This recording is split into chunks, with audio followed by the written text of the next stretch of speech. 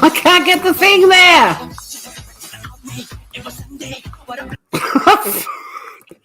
Oh my goodness, guys. Oh my goodness. I need to work on a better intro, but you get the gist of it. I couldn't turn the video off. Smooth Criminal. I'm actually over on the Smooth Criminal podcast channel. So if you're not already subscribed and you love true crime, you want to click the link in the pinned post on Better Call Tour and jump on over to my other channel and subscribe, because in a little while I'll be doing all my true crime stuff purely over there. Hello, some groovers are rolling in. Hello, Scout. Greetings and welcome everyone coming in. Indeed, we are very excited you're joining us here this evening. We are. I am. Just so you know, this is a bit of a vent session about the true crime community on YouTube. So if that's your thing, stick around. If not, come back later. I've got a subscription box that I'll be opening a bit later, and that might be a bit more light and fluffy and feel-goody.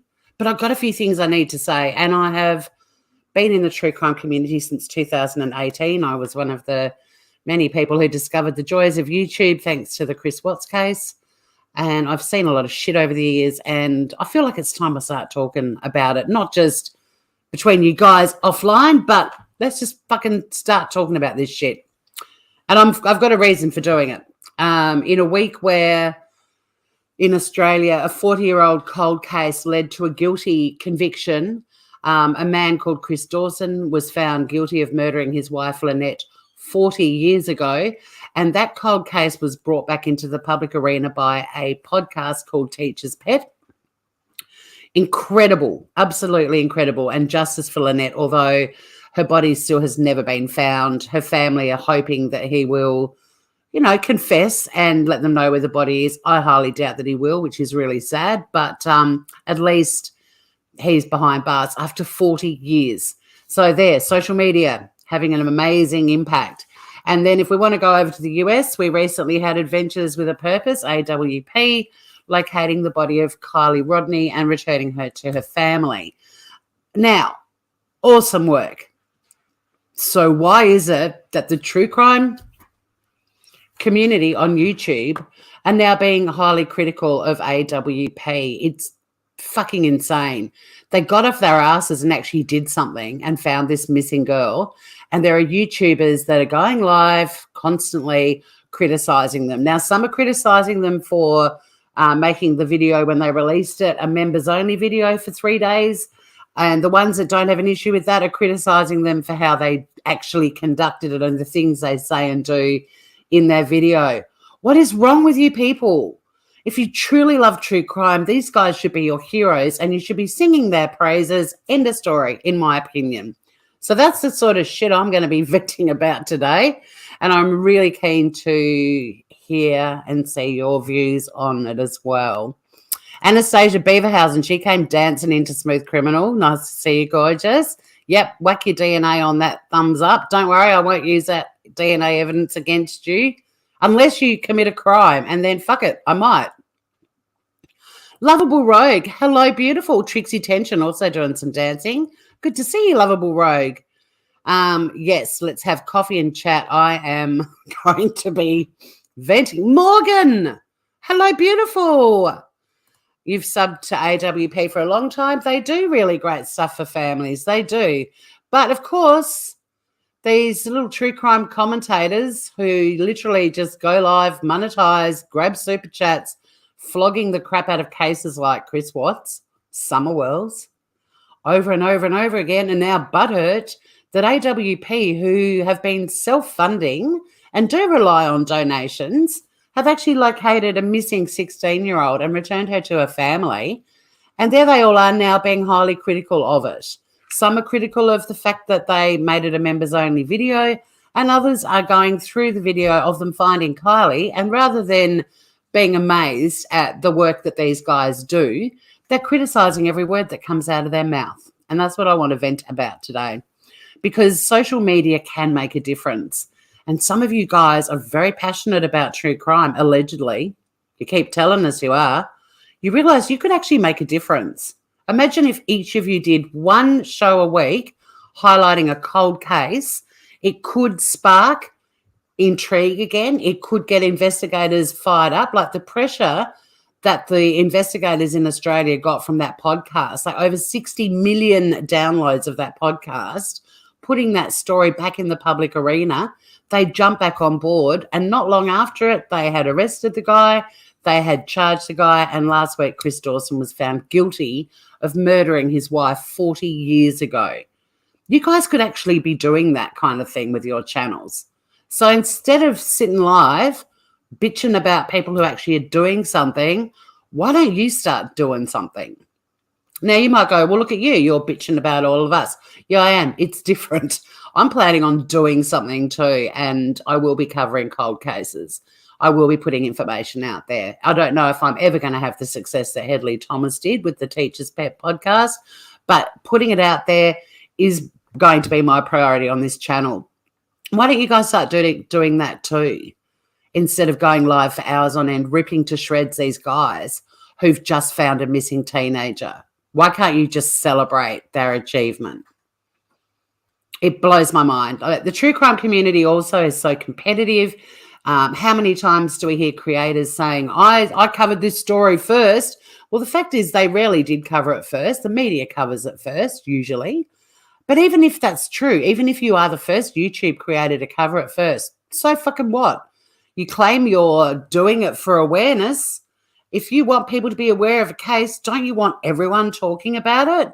Like, good on you for getting in there first. But isn't the whole point of awareness like exciting people to start talking about it so that a lot of people are out there talking about it and more awareness is created? So why do you need the gold medal? Like, where's your fucking humility? Anyway, you like this energy? I am fired up because I watched another live. Well, I listened to another live today of another creator who didn't have an issue with AWP monetizing and making it a members-only video, but then spent a couple of hours literally going through the video and calling them irresponsible and all sorts of stuff. And it's like, you're hanging on every word. Like, if we all sat there reacting to your shit and reacting to every sentence, you'd tell us to stop being petty, right? You'd tell us to get over it. But for some reason, you've got this massive expectation that guys that are divers are going to be media savvy and they're going to be mindful of everything they're saying. This guy comes up out of the water and has literally just found a dead body in a car of this beautiful missing girl. And he looks absolutely horrified. I couldn't believe it in the video that he doesn't freak out when he actually sees her, because I'd be like, oh my God, there she is. Like, it would freak me out. And because he said, oh, it looks suspicious to me, this creator just went on and on and on about that's irresponsible, blah, blah, blah. Well, it might have looked suspicious to this guy compared to every other car that he found. His point of reference, it might look dodgy compared to other ones. It might be completely different. He might have been thrown by the window being open. Like, there's so many reasons why, but they're divers. They're not media-trained people. They're not given a script. He's just come up out of the water after finding a dead teenager in a car, and you're going to go live and criticize him and say it's irresponsible? If people want to go, it's he's saying that, you know, this looks mysterious, so it must be a murder. That's on them. That's on them. But don't, like, hang on every word and find reasons to criticize people who've literally just done something on YouTube. Like, they've actually found someone. Give them a break. Like, I don't hang out in a diving community. I hang out in a surfing community. If a surfer found a dead body floating around and they came into shore with it, I can bet my left tit the first few things that they say may not be what other people are expecting them to say. But it is what it is. You find a dead body, it's kind of shocking. Like, leave them alone. Celebrate them. Encourage people to subscribe to them. Spread the word. Like, donate yourself to them. Don't just sit there on your monetized channel taking super chats because you're criticizing people who just did something. It's abhorrent. I listened to The Truth the other day. She is Team AWP, and I put a comment under her video about it because I feel the same way as her. The first creator I saw was just like heartbroken that AWP had put this video on a members only and went on and on and on about how disappointing it was. Why? Why? How do you think they fund their stuff?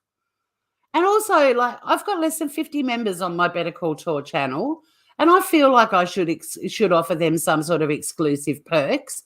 YouTube suggests you offer them exclusive perks, like, you know, they get to see something first. The pressure of just trying to find things to do on my channel for those members is very apparent to me. I can't imagine with a channel of that size how you feel pressured to be giving your members something exclusive. And as far as I know, and I've watched AWP for a couple of years, they always do members-only stuff first. It's not new. But why shouldn't they? And then, this creator's going, all these people are going to have to become members to see it. Well, you know, when I saw it, 3 days later when I got the notification from AWP that it was available to watch. Why are you getting so offended and butthurt for how people spend their money? I mean, I could afford to become a member, but I was happy to wait. I actually find it affects me so much watching those videos. I was quite happy just to wait for it to come out when everyone else got to see it too. But I find it really weird that creators that literally are commentators and just sit inside talking about cases for years on end, the same cases, making money off it, are so butthurt that people who actually found a missing teenager are getting some memberships because people might want to watch that video 3 days before everyone else gets to. It's just so crazy. There you go. Nick is a master diver. This was his first fatality. Yeah, well, there you go. I'm just going to go up because I just went on my little rant and I want to just acknowledge anyone else that might have popped in that I haven't seen. Exactly, Morgan. They're not law enforcement. They're just guys with very specific talents. And the thing is, they go to find Kylie. There's all these YouTubers and other people discussing the case and so on. Like, they are possibly influenced by other people's theories. But it just blows my mind. It's like the whole point of that video is they found her. They found her. And these creators are stopping and starting. Oh, that's socially irresponsible and this isn't the right thing to say. What would you fucking say when you come up out of the water finding your first fatality? If it looks suspicious to the guy, he's not saying it is. It's his opinion. It looks suspicious. The guy has literally just seen a dead body in a car. But, oh, yeah, let's go live and critique these people and talk about how irresponsible it is. How is it irresponsible is it that there are YouTubers in the true crime community that are still putting theories about the Chris Watts case out there? That's fucking irresponsible. The case is closed. And you're all monetized, sitting there with all your new theories and dissecting footage over and over and over again. Do you know what all the investigators who handled that case are doing now? Nothing to do with that case. They have moved on. They're the professionals. You're not. It's just the hypocrisy of it and this moral outrage about, oh, they're forcing people to become members. Do you know what you can do? You can pay your $5.99 if you want to see that video 3 days before anyone else, and then you can cancel your membership. And to some people, that $6 was worth spending because they wanted to see it first. But why can't they grow their channel when they're actually finding people? People that have been missing for decades, they're finding them. Fuck, throw your money at them. They're people on YouTube. I feel sick that I used to super chat true crime channels because I found them entertaining, or I liked an angle they were taking with something. Like, I was paying people just to express their opinions, and that now I look back and go, why? I should be funding the channels that are actually doing something. And like with my memberships, I don't want to ever do members only stuff because I want everyone to be able to see my average stuff. So what we do is we sponsor animals every month. That's what the memberships pay for. And the members, I feel, are happy that that's what happens with their memberships. I think my top tier membership is $8. So that's what I do because I don't want to do members only stuff. I want you guys to all be able, I don't want you to feel like you got to pay to see me venting. I've been to the gym and I'm fired up. I'm just so annoyed about it, and I'm so tired of just thinking these things and not actually saying it. So it's a new regime here at the Smooth Criminal Podcast. But yeah, thank you. I like my energy. Fired up. Yeah, they're civilians and they have an opinion, just like you fucking armchair detectives have opinions. You're all irresponsible too, right? Oh, no. No, we're not. We're spending years of our lives rewatching footage and coming up with all these theories, even though the person who murdered his wife and children has been convicted and is locked up in prison for the rest of his life. I'm speaking the truth. I'm so angry. I'm not, this is me angry. This is as angry as I get, and I can still laugh. I just can't sit back and not say anything anymore. I just feel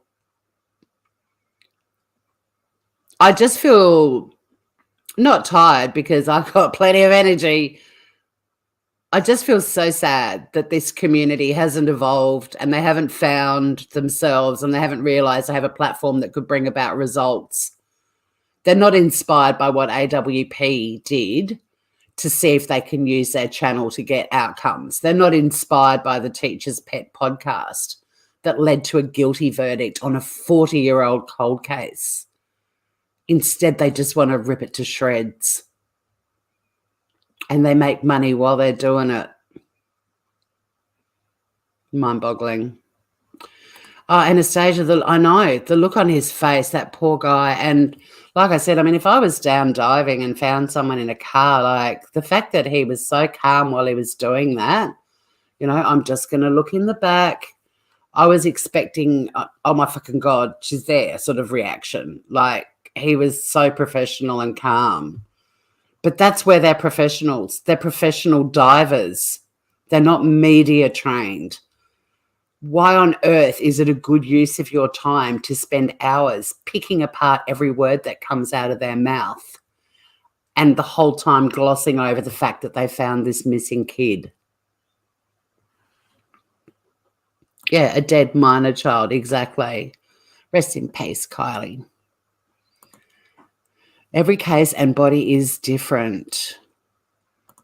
Yeah, you wouldn't know what to expect. But even if you dived like some of the other guys and found other cars, like everyone is different, and some of them might look a bit weird, a bit different. And who knows how much of this sort of incessant talking on YouTube and all the theories about Kylie and everything potentially impacted their feelings about the case as well. Like, but does it matter? They found her. If he'd come up singing the Australian national anthem, I wouldn't be reading into it. I'd be like, he just needs to let off some steam. He's just found a dead teenager. Yeah. And the ones that are so personally offended and upset about putting it behind a paywall, what do they owe you? All they owe is the families of missing people the best outcome. And they don't even know that. They basically don't owe anyone anything. But what they do is try to find people that are missing and give the family resolution. Now, if they don't find the person, no one's going to hold that against them. But if they do, wow, life-changing for those families who just want some closure. But how does them putting their videos, which they always do, behind the members' paywall for a few days, and I hate that whole, oh, you've put it behind a paywall. They have to fund this shit. Have you seen the size of that bloody RV they drive around in and the little boats and everything, all the equipment in that RV? They've got to fund that stuff, and they're actually funding something productive that gets results and answers. If people want to pay $5 to see it 3 days before everyone else gets to, that's on them. Why are you so upset? Oh, there'll be heaps of subscribers that are now going to be becoming members so they can see the video. No, there's heaps of survivors who waited, like I did, for it to come out, subscribers, for it to come out when it did. Look, and if they do pay it to see it early, what does that have to do with you? Oh, is that $5 you would have rather get? Why are you so emotional about this and scathing? The big picture is we love true crime. We like cases to be solved. We like missing people to be found. We like cold cases to be reopened and a guilty verdict achieved. That's what we like. And there's all these creators on YouTube who claim to be true crime that are going live, and they're so fucking butthurt about AWP charging people to watch their video for a few days. Have you looked at the production value of that video? It's unbelievable. Why wouldn't you treat your members to that before everyone else? Why not give your members that? They rely on the money they get, and they're grateful for it, and they feel like giving their members a perk. What's wrong with that? Why does it upset you to the point that you're nearly fucking crying? And then I tried to speak up in a chat about this, one of the channels that was so distraught about it being behind the paywall. And I played devil's avocado. I put things like, could it be something as simple as they feel like they need to offer their members an exclusive perk? Because YouTube keeps reminding me to do that all the time. And they've always done it anyway. It's not something new. And I was trying to play devil's avocado just to say, calm down, look at it this way.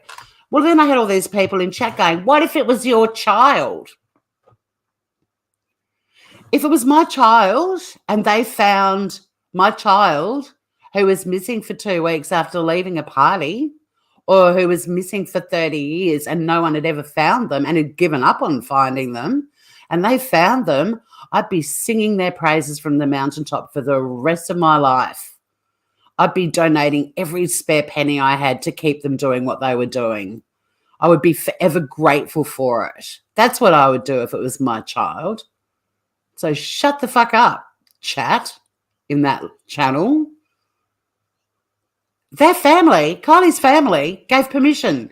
Every family that AWP find someone, give permission for it to be shared. They're very tactful. They blur things out. They cut things out. What? Why have you got these strong views and you're so fucking upset about it? It's not your story. It's not your child. What if it was your child? Like I said, AWP would be my heroes. I would write songs about them. I would go live about them every day. I would wear clothing with their branding all over it. I'd be encouraging everyone I knew to donate. I'd be donating my memberships to them. That's what I'd do if it was my child. Go fuck yourselves, yeah, snarky little people in chat in other channels. The histrionics and the tears, and why? Why? These are creators that have been talking about the same cases for years, and their little coffers have been filling up, and all they've done is sit on a chair and talk about a case. And they're so upset that people that actually found a missing teenager are getting money. What a warped fucking way of thinking. I'm so glad that I'm irritated by this. I am so glad I'm not cheering. I'm going, yeah, and anyone putting a different version in chat. What if it was your child? I'm so glad I'm not that person. I am so glad. It's about time to say my eyes look nice. My post-gym eyes. I didn't even bother putting shit on my face. I don't care. I do not care. I'm 55 and I have things I want to say.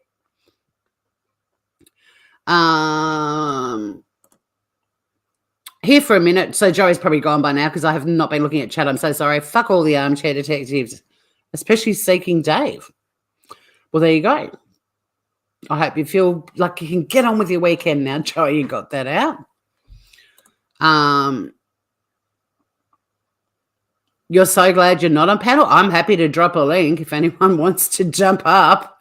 You can vent away. Like, it's good. We've got a weekend of things to do. Vent away if you want, Scout. If anyone wants a link, you did say it, Joey, and I hope that vent helped you. Anyone in chat, vent. It doesn't even have to be about what I'm talking about. If you've got shit you want to say it.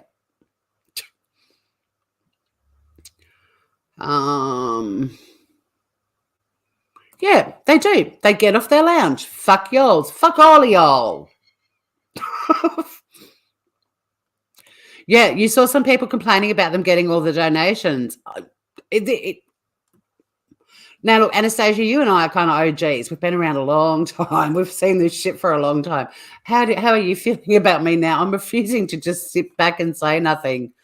I'm not going to turn into a YouTube bitching channel, but I am going to point out things that I see that just irk me. And I find all of this irksome. These artificial wannabe keyboard warrior detectives have a lot of freaking say. Let them do a job of real LA and EMT, then come talk to me. Exactly, Scout. Don't get me started. Should have been a copper, not a postie. Get started, Joey. If you've got things to say, you get it off your chest. Bristol, hello, beautiful. Agreed. That's how they've always done their videos, but most creators never mention that. It's nothing new for them. No. But even the creators who don't mind the whole members-only thing, but are going live and critiquing every word that comes out of their mouths and how they're sort of pitching it. Wow. Wow, you're actually critiquing the video of them finding a missing teenager, and rather than being impressed and amazed like I was when I watched it, you're picking on every word that comes out of their mouths. Did you get any super chats in that 3-hour live or whatever the fuck it was? You're sending that money over to AWP?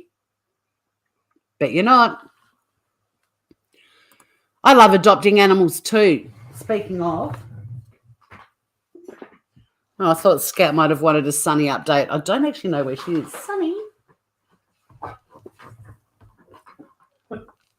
She could be out in her enclosure. It's quite a lovely day here today. It's a bit cold, but it's sunny. Thanks, Joey. Round of applause for me. Thank you. Yay. You're a member to help. See? Yeah, my members are fine with what I choose to do. But don't get me wrong. Do not get me wrong. I have thought about, things that we might do next year with the memberships. I'm still all for the adoptions and sponsorships of the floofs, but I'd love to be in a position where, for example, with what's just happened in the Carly Rodney mystery, to be able to say, all right, members, this month we're going to donate to AWP. That's what I'd like to do. I'm going to start acknowledging these YouTubers that are making a difference. It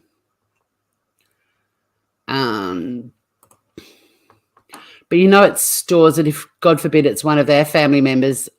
It stores it if, God forbid, it's one of their family members that is in that water. They were going to want to call AWP for help, but they don't want to pay the $6.99 membership. Exactly. Yep. Absolutely. And you know what? AWP have got hearts of gold. But if they turned around to one of those creators and said, yeah, nah, I wouldn't blame them. I mean, they wouldn't. They're good people. But if they were being ripped to shreds by a YouTube creator who was suddenly gone, bring, bring, ahoy there. I have a missing family member. Any chance you could dive and find them? I would be tempted to go, yeah, nah. They are away from their families. Exactly. The end game is to bring them all home. And they did. And why can't we all just go, fucking amazing work, the end? I feel like there's so many YouTube creators that just don't ever want to celebrate anything. Anything. You know, have they run out of other creators to bitch about? So now they're going to start picking on people out there that are making a change?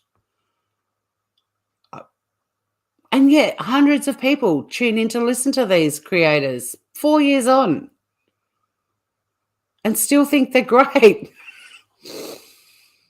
And now they're picking on people that have actually done something productive. There's been there's been backlash in Australia because of the Teacher's Pet podcast. Because in the judgment, the judge said that it was biased. And Hedley Thomas, who did the podcast, said it wasn't biased. It's just as I went along and interviewed people and researched it, I started to be convinced this man was guilty. Well, he has just been found guilty. But there are a few people now that verdict's been handed down saying why the Teacher's Pet podcast was incredible, but also dangerous. You know, there's always got to be that critiquing happening. But again, pare it back, dude, before you put pen to paper. Now, don't get me wrong, this is a slightly different situation because the judge was talking about, and it's an area of law that those of you who know me is my area of fascination at the moment, which is how social media can impact civil and criminal trials, positively and negatively. It's an area of law that's evolving. This is, as far as I know, and I haven't had a chance to fully research to confirm it yet, but I'm pretty certain this is the first case in Australia that has talked about a podcast influencing a criminal trial. He was not able to have a jury trial because the chances of any Australian jurors not knowing about this podcast were very slim. So it was a judge-only trial, and the judge was brilliant and found him guilty. The thing about the podcast being dangerous, it's a valid point in terms of how you've got to be so careful that you don't impact a trial. But fortunately for us, our judicial system allows trial by judge or jury, so as do many other countries in the world. So there was that alternative. But it's a fascinating area because it's still unraveling as we go. But there are still people, even after the guilty verdict, that are being quite damning about the podcast. Oh, come here. Come here, you. Do you want to come and make an appearance? Sunny has something to say. I'm not sure what it is. She only speaks Vietnamese. So, you going to come and say hi? Come here. No. She's turned around. You just got a glimpse of her floofy tail, and she's now sitting with her back to me on the table that she's not meant to be on. She's pissed off with the YouTube creators bitching about AWP because she's had to listen to it and me walking around the house going, oh, for fuck's sake. A lot. All right. Oh, where are we? There you go. Their budget is $1.1 million a year, and Jared doesn't even get paid. Mm-hmm. Yeah. You know, so to those new members who spent $5 or $6 to see the video before it was made public,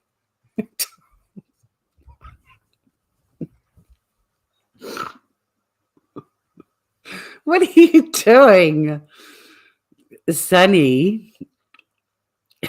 What are you doing? Oh, bless her.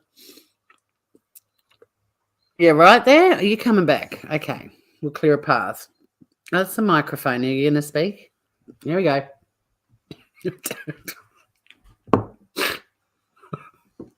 Sunny. Oh, bless you, darling. Oh, thank you.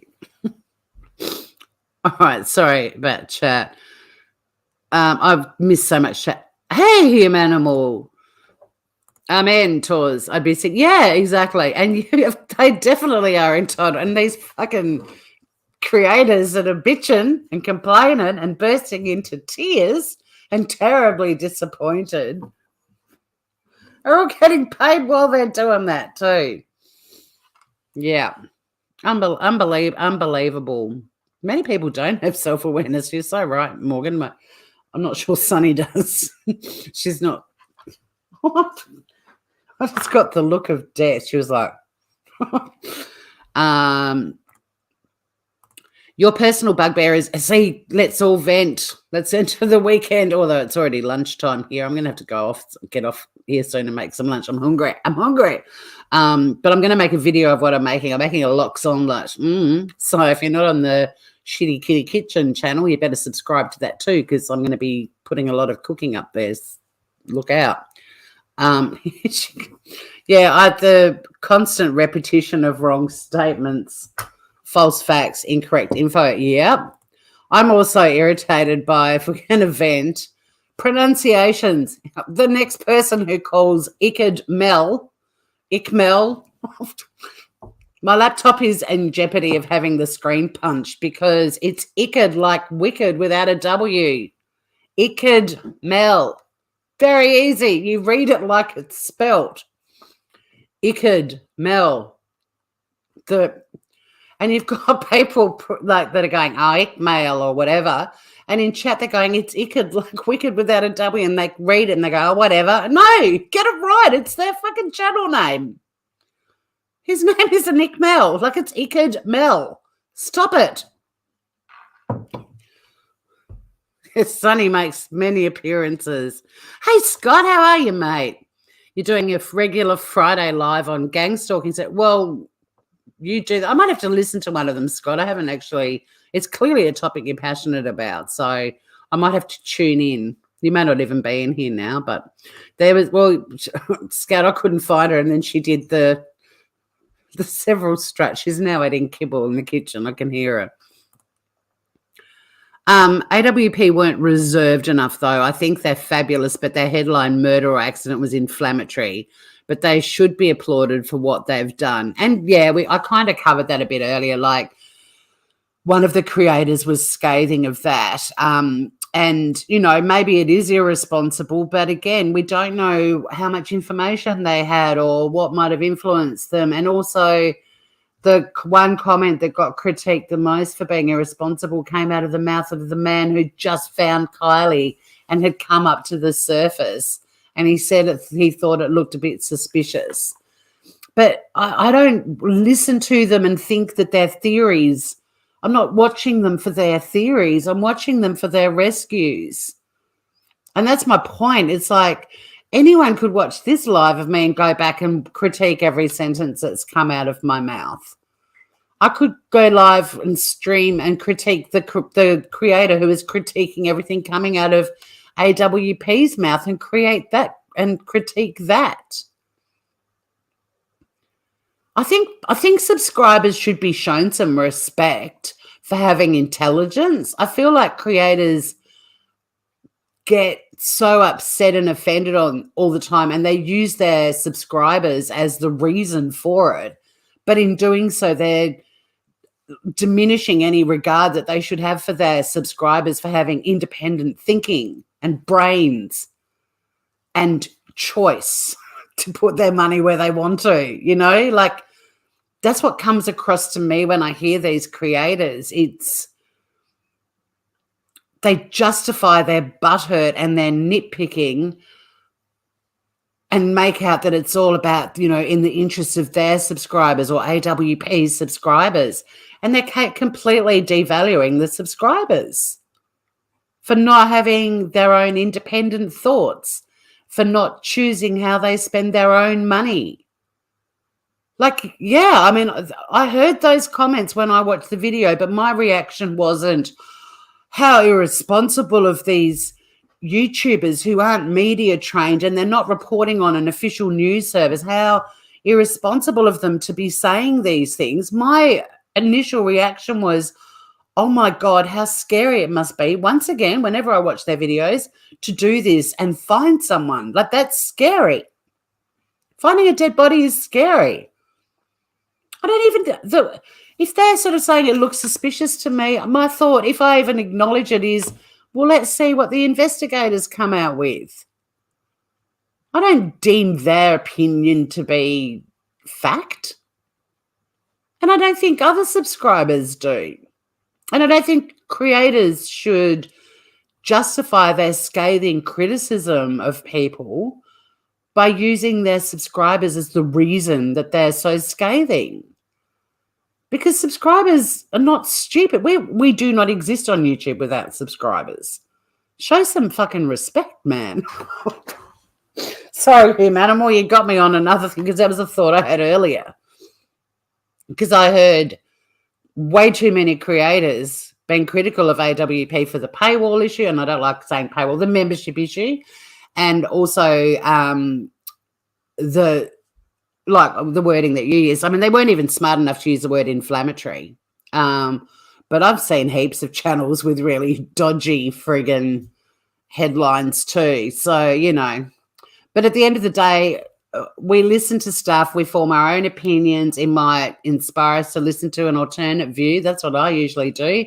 But I don't take anything I hear on YouTube as gospel unless it's coming out of the mouth of a doctor who's talking about COVID. I might pay attention to that, or a scientist talking about some new discovery, or like I will put weight on people who are qualified to deliver opinions. But for the most part, it might pique my interest, or I might just decide it's all a bit and move on. You want to come up and say hi? Let me drop a link in. I've got a lot of chat to catch up on. There's a link. So while that's happening, I'm gonna. You'll celebrate when gang stalkers get arrested. Well, I wish you all the best with that, Scott. Reese, g'day, Groover. You just had to go rescue your little brother from a nearby town, met a 39-year-old Scandinavian doctor and got in over his head. That sounds like a good rescue mission. Well done, Reese. I can't stay and listen to these creators at all. If all they can do is bitch about how AWP went out and found this child and did something amazing, it shows their true character. Jealous much? Yeah. Hello, gorgeous. Hi, Morgan. Hi, how are you? Good to see you. I've missed you. I missed you too. I wanted to say hi to Sunny. Not you, but you're there, well, so that's okay. I saw her earlier when I said that. Hi. Oh, she's so cute. Sunny, that's Morgan saying hello to you. She can't hear you because it's coming through my headset. Oh, okay. All the way from Sunny, California. That's a hello from California. She said Xing Chao because she's fluent in Vietnamese. You just cracked me up when you said that. Why does she speak Vietnamese? Because Biscuit did too. It's just because I chat to them in Vietnamese when I first get them, and then they learn Vietnamese, and then whenever I talk to them, they just look at me and like, don't know what you're saying, basically, because it's not Vietnamese. Well, I'll let you catch up on chat. I was just gonna say hi. It's really good to see you. It's good to see you. Look, I'm so way behind in chat. I might even just scroll right down. Hi, Leah D. She's qualified to agree. You're qualified to agree. Does that count? Absolutely. And Humanimal, I mean, why shouldn't they have a paywall? They need to be funded, and people complaining about it are also begging and cajoling for funds for sitting on butts. Exactly. I mean, you agree with all of this too, don't you, Morgan? I saw in chat your comments were sort of saying you agree. I do. I don't even understand why it's even I don't know why anyone's worried about anybody else's money for the first thing. And then also... Especially when that money is actually going to finding something people, helpful. You know? Yeah. I mean, like the comment you had, if that was my child, I wouldn't probably be on YouTube. I was off YouTube for like a week when my dog died. So I'm pretty sure I'm not concerned about how people are making money to go help another family. So I just don't even get how you could say that out loud and not even think about what you're saying. So that's what I meant about self-awareness. No, and I find that's often a line that people in chat use, and even creators about, you know, what if it was your child? And it's like, to be honest, I mean, I don't have children, but to be honest, until you're in a situation, you really don't know how you're going to handle anything. You don't until you're in that position. But if it's something like a missing kid or family member and they're found by that channel, I already know I would make it my life's mission to tell everyone about that channel. Like, I would be forever grateful, and I would do anything I could to help them keep finding missing people.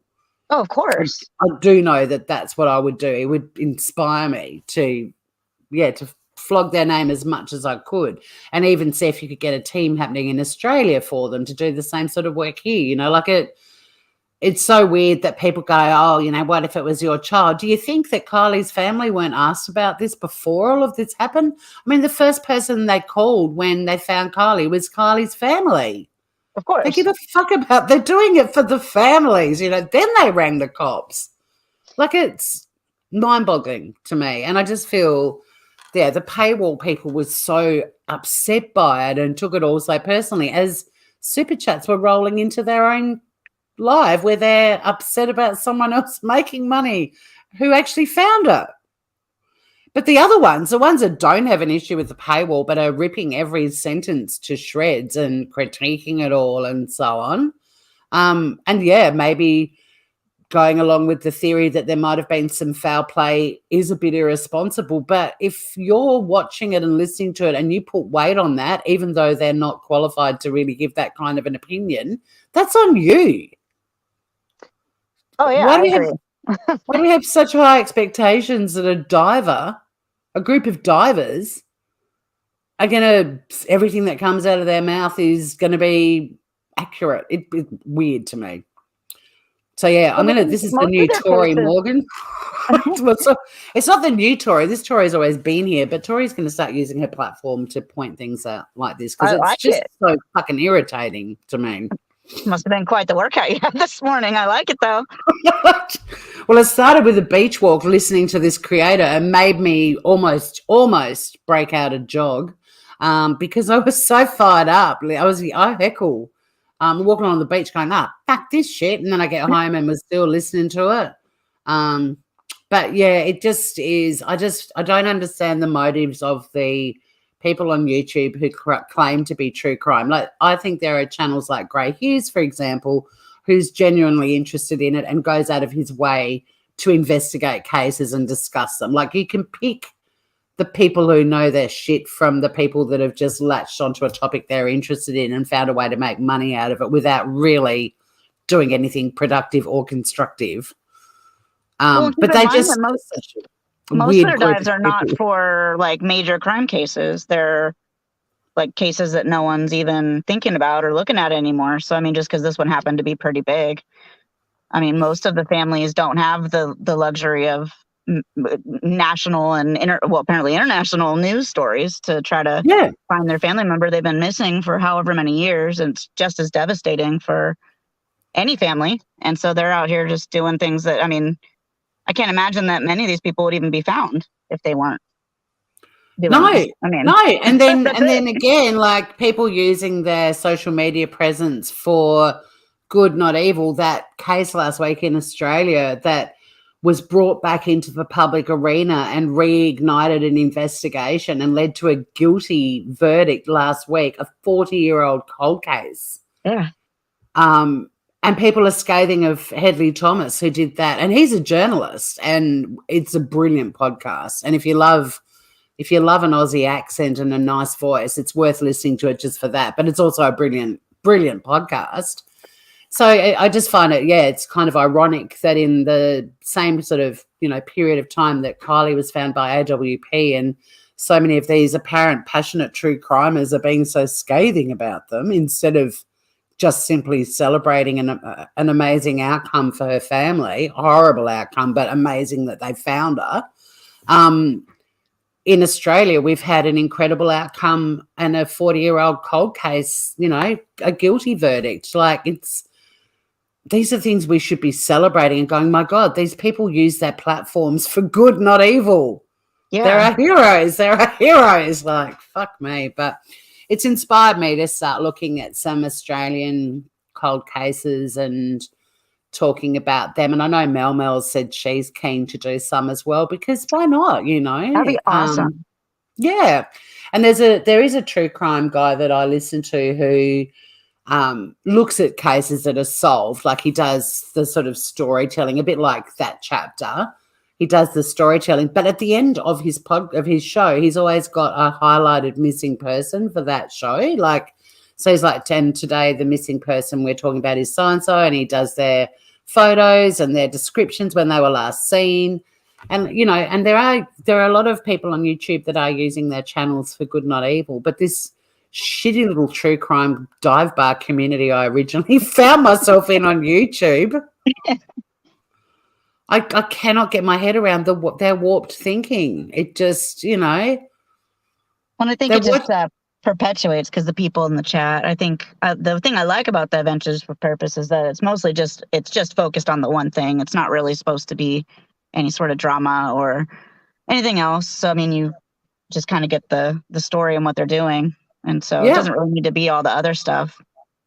No, and look, yeah, I mean, the guy saying, oh, it looks a bit suspicious to me. I mean, people are reading way more into that. He's just a guy. He's just a guy. who's just found a dead body underwater.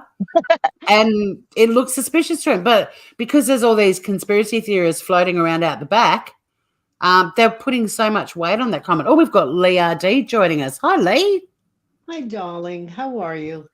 Great. How are you doing? This whole thing really has me really upset with this young lady. What happened to her, you know?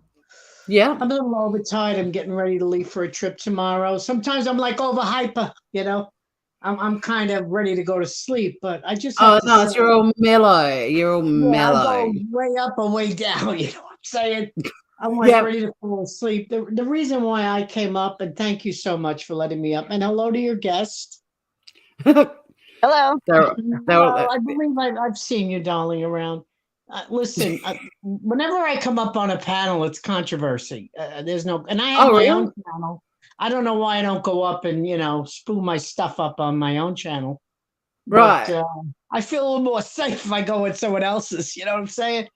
Yeah. And look, I don't mind if you're I don't know why you'd be controversial, but if you are, bring it on. I think I'm controversial because, you know, I know, you know, whenever I go up on someone else's panel, it becomes controversial. I'm going to say, and probably it's going to go all over the place. I have a daughter. I have a son. My daughter's late 30s. My son's mid 40s. I have grandchildren. There's no way in hell. Both my kids got permit the first day they could. I taught them how to drive and everything else. They went to high school. They went to college. I sense my daughter. I mean, I don't care. Oh, she's old enough to take care of herself. Oh, she's strong. Oh, we're not worried about. Are you serious? See, here's where I get crazy. Okay. You know, bring it on. That's my heritage. That's my heritage. That's where I'm from. That's where I get crazy. You're feisty. I'm very. In fact, Watch the Obsession called me a firecracker. It's the first time I heard that, but I'll take it. Yeah. Because I'm telling you, it's better than being a snoozer, and we both know there's a heap of snoozers on YouTube. I mean, I wish my daughter was here right now because she's, oh yeah, my mom wouldn't let me do nothing. Forget it.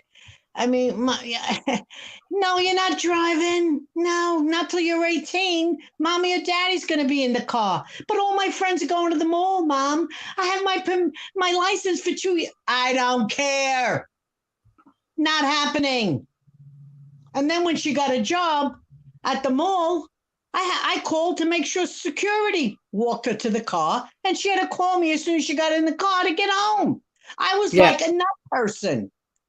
I'm sorry. The mother of this child probably thought her daughter was more stronger than she thought. I can't even imagine what the mother is going through, the father's going through, the grandfather's going through. Don't get me wrong. But a kid is a kid. She was 16 years old, a graduated senior. She's not the mentality. These seniors are 18, 19, going on 20. Some of them have gotten left back. She's a baby. She was a baby. It blows my mind. We're not going to a party in the woods. No, I'll come with you. Yeah, I'll come with you. Right? Call and daddy will come and make sure you get home. You know, I'm sorry. God forgive me. I'm from the old school. And This don't fly with me. but that's the thing though, Lee, is that I mean I'm not a parent, but my parents were insanely conservative with me compared to friends of mine with children. Not all of them, some are ultra conservative, but I mean, who's to say that Kylie hadn't been off to these parties before without incident, you know, and your parents get a bit It doesn't matter. complacent Okay, I because know this doesn't correlate, but when someone gets a DUI, there's some kind of a statistic. They must have driven 10, 20, 30, 40 times drunk before they got caught. Who the possibly, hell? yeah. I'm sorry. If this mother wants to knock me down or whatever, your daughter is a senior, but not mentally a senior. She's a baby. Yeah, but I mean, we just don't know. We don't Do you know. remember when you were 16? Hey, Do you remember when you were 16? I sure do. Yeah. Wasn't that long ago, right? It was, but 5 years ago. Well, the idea is now I'm hearing that, listen to the mother. I don't know her name or anything else. I'm sure God knows what she's going through. She may be under medical care. She may be saying, I should have done this. I should have said no. I shouldn't have said no, you're not going. You know, so my heart breaks for the child, for Kylie, for the mother. I don't want anyone to misunderstand me. The idea is, I mean, I have a son. I've got 3 grandchildren, 16, 14, 13. Yeah. And But see, the thing is, Lee, I mean, I'm playing devil's avocado here, and I'm about to add humanimal as well, but I just want to say that I lost friends when we were younger from car accidents and being passengers in car accidents with somebody else at the wheel, and I've never once felt the parents are to blame because it's still, even though they're kids, they've still got their own minds and make their own decisions, and sometimes the ramifications. No, I'm not accusing what you I'm of saying that. is a 16-year-old does not have a full brain capacity to make the right decisions. No, they don't, sadly, which is why so That's many my point. kids are, yeah, no, and I agree with that entirely. I wasn't accusing you of blaming the And parents, I'm not blaming the mother. I mean, listen, she thought no. everyone's saying that when you watch all the interviews and everything else, she was mature, she could take care of herself. She knew right from wrong. She's not going to put herself in danger. She's still 16. Yep, and 16-year-olds do what they think they're invincible, and they make bad decisions, and sometimes a bad decision has tragic consequences. I get that. Yeah, I'm not, but I'm sure the mother in retrospect is saying, I should have told her, you know what, you don't need to go. It's going to be but that's awful, isn't it, too? Like the thought of being tormented for the for the rest of your life. Hey, Humanimal, welcome to the panel. Hilda, hello. Hi. Sorry, I have to take off. I just wanted to say I'll listen to you read the phone book. So I'd love if you and Mel did a crime stuff. So I love you guys. Awesome. Voice. So I'm excited, and I'll talk to you soon. I just wanted to say hi and bye to Sunny. So good to see you, Morgan. Oh, you too. Love you. Talk to you later. Bye, guys. Bye. Hi. Yeah, Lee. Yeah, this is the thing, isn't it? That, you know, Lindsay Neiman Rodney, or Rodney Neiman, there is no way to alleviate that pain that she's in, right? That if only, and you know, what a hard lesson to learn. I wouldn't want to be that mother. Yeah, and I've got that regret, and it's just about a cat. My little cat Autumn died, and I heard her little meow as she just was going to go over the fence, and usually I'd go out, maybe put her on her harness or pick her up, cuddle her, see if she wanted to stay in, or at least say something, and I didn't. I was in a bad mood, and half an hour later she was dead on the road, and I got a call. Yeah, I got a call from a vet. The person who hit her took her in to an emergency vet, and I had to go up that night and just pick her up. And and there it plays over and over. But I agree also. 16, holy crap! She's not at that emotional mature level, and not saying 18 is emotionally mature. She's not at that level of the older children. She was finishing her high school, that high school schooling at home.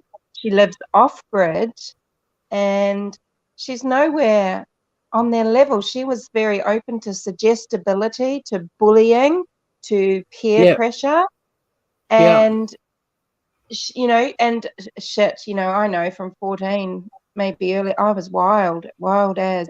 Your parents have no clue. And plenty of parents think their child is an angel and that they wouldn't do this or that. And they're actually maybe dealing drugs or having sex with the person every week. And the parents have no clue, because the children understand how to stroke the parents and how to keep their, the kindness of their parents, sort of thing. And, there's a lot of mystery to what children get up to. Sneaking out and doing all kinds of stuff. Yeah. And it's we can all hold that thought that, God damn it, Lindsay, what were you doing? Come on, wakey.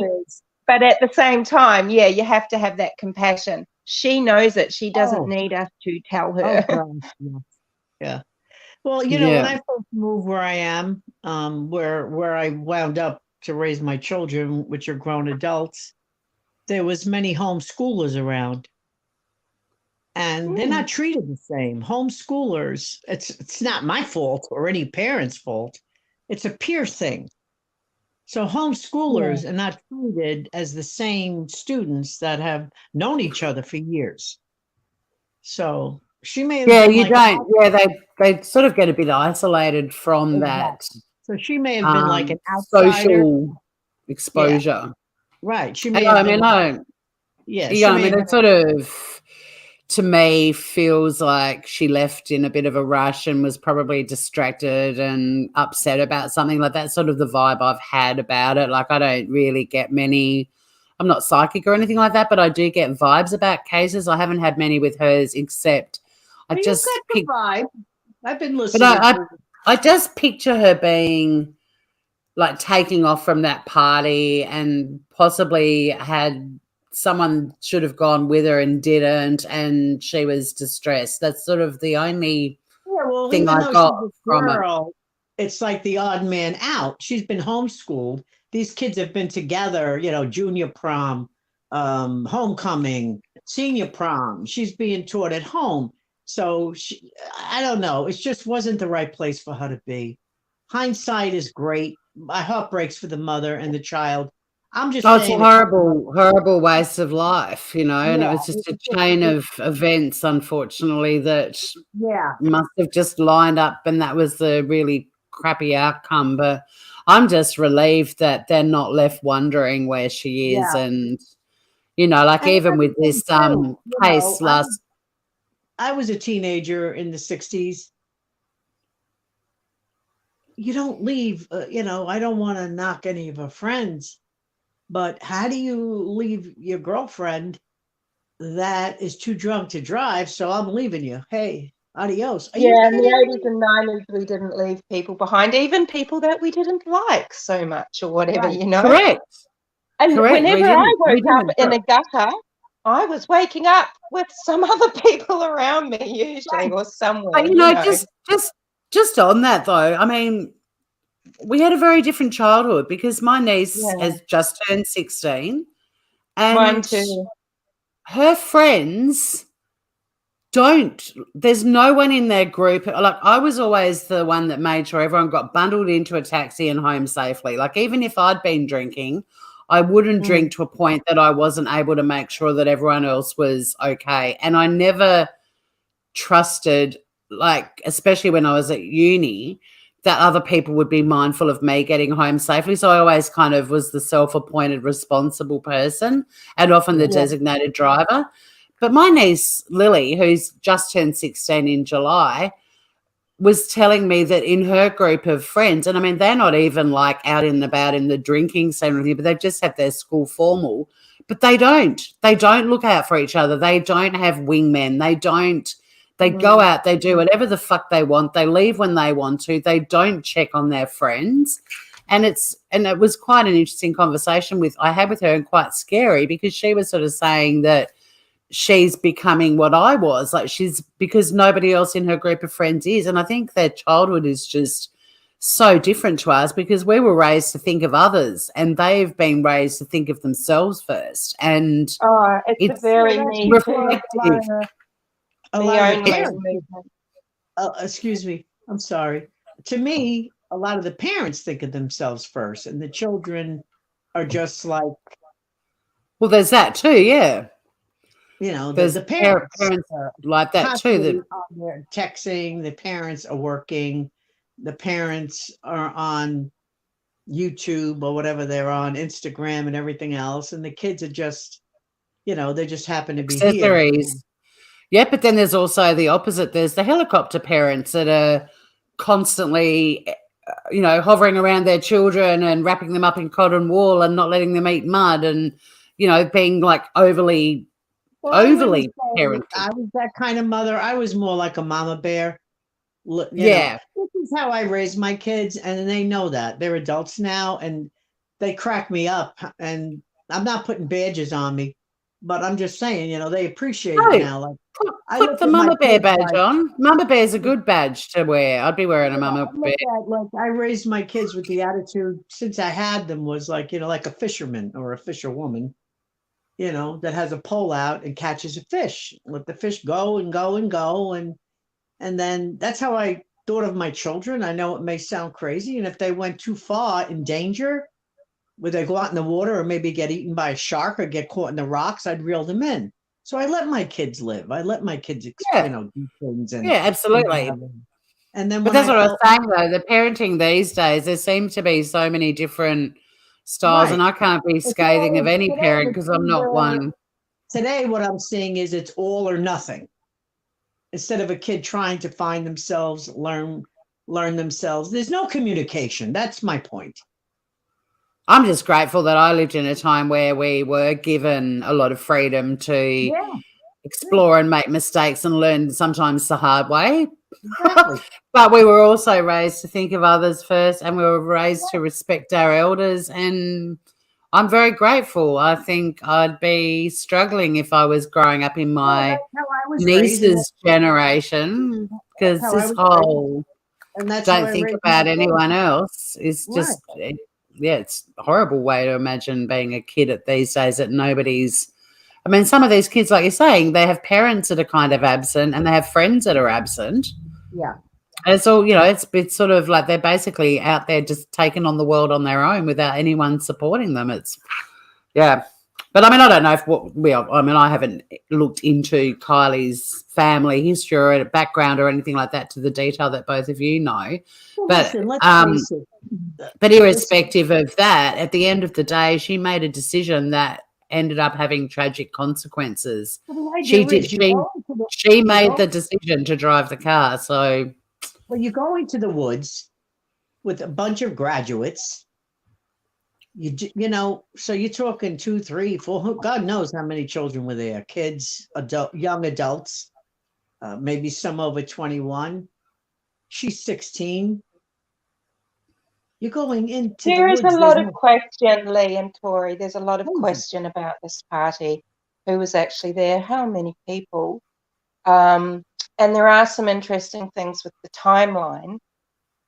Just briefly, quickly, before I maybe say something about that, though, I just wanted to say, so that Tori understands, about how Rodney's family, the Rodney family, lived. So, Lindsay, Kylie's really young, and I guess when I look at the mum, you realise how old you are because she seems so young. But of course, she's probably in her 30s, and she's living off-grid in these cabins, at which they are now selling. They've listed them for $1.7 million.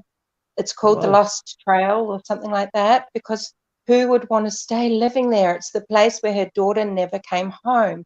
Now, to get to this, to get there, okay, you have to drive kind of in an off-road situation, just on an unsealed road. It's really rough, and you have to go through a tunnel, and then from what I've heard, you even have to walk the final distance. This is the environment that, you know, Lindsay, as mum, has allowed her daughter to go out and expects her to find her way back. She was a new driver. She hadn't been driving for too long. Lindsay is not on social media a lot.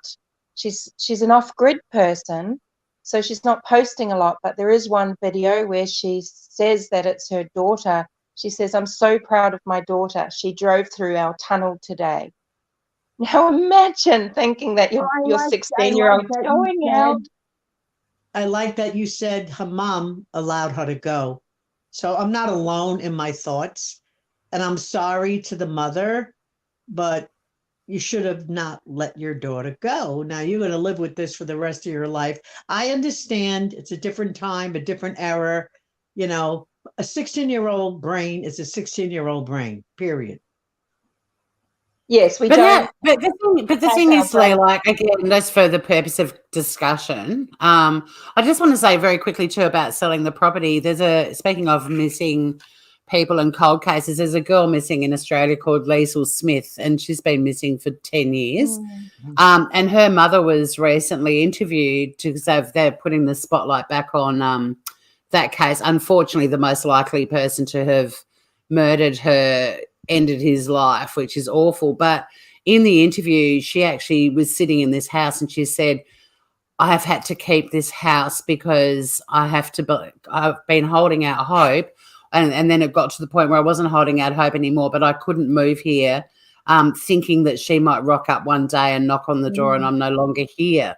So, you know, and that's a really like full on comment to make. So with the Rodneys, like, to sell up, and because it's got all those memories and stuff, but it's because Kylie's been found they can do that, because this mother has lived in this house that torments her, with Liesl's bedroom still the way it was when she went missing and everything else, because, you know, there's still that tiny chance that her daughter might rock up and she won't be there. But the other thing I was just going to say was about the mother shouldn't have let her go comment. I apologize for that. It's a different Lee, but what I want to say, if you let me just say my comment, because I'm trying to provide an alternative, is you can't stop your kids from doing stuff. Kids sneak out and jump in cars and write themselves off all the time. Many broken windows, and my son's a very successful man today. Yeah, so it's sort of like, I hope that Kylie's mother doesn't feel like she shouldn't have let her go. I hope that Kylie snuck out. No, I'm hoping is that the mother doesn't live the rest of her life in complete torment, because you said what I wanted to say. I'm just so upset with learning this child's death. You're correct. No matter what you do, no matter what you say, the kids are gonna find a way to get out and do what they want. Absolutely. So I don't want this mother to feel it is what it is. It was the child's time. But this is the point too, Lee. May I say something? Sorry, because I just to move the conversation, keep moving it forward a little. I just wanted to say, so that's the situation of where Kylie lives. Now, the mother is saying that, you know, she had given permission. It seems that way from what we're told the last text was. The text is very strange because it says, "I'm going to leave here in 45 minutes. And that text was sent at 11:30. It's like, okay. But, you know, why? I feel like, having received that text, and then maybe she just wouldn't wake up when Kylie came home. But I feel like some parents, let's just say some parents, would have gotten in a vehicle and gone driving down that track at 3 a.m. if the daughter's not in the bed.